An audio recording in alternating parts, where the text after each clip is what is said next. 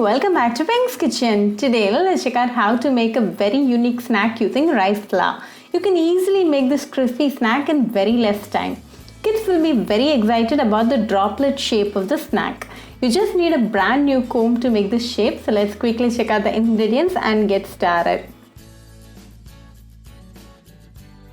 Heat a pan and to this add 2 cups of water. Then add half teaspoon of salt, a tablespoon of oil, quarter teaspoon of pepper powder and 1 tablespoon of semolina or suji. Mix well and allow it to come to a boil. Now it's nicely boiling, so keep the flame on low and add 1 cup of rice flour and mix it well.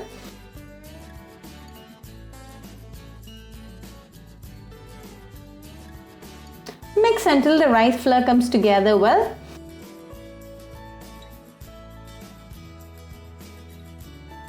Now the rice flour is nicely done and has come together well. So off the flame and transfer the rice flour mixture to a mixing bowl.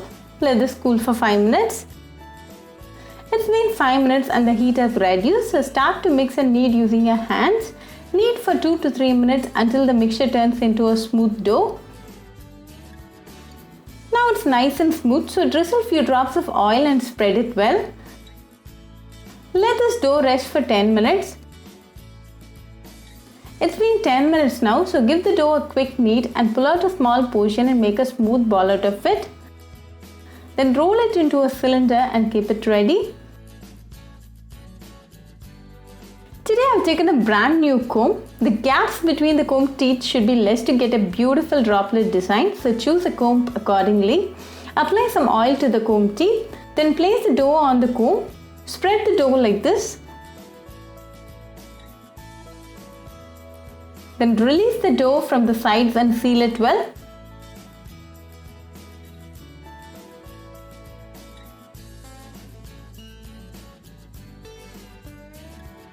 Then bend it like this and seal the ends. Now we have a beautiful droplet shape.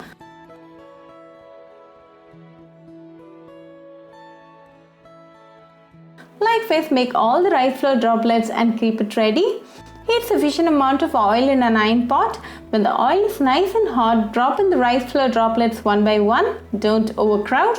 Fry on medium flame for 2 minutes.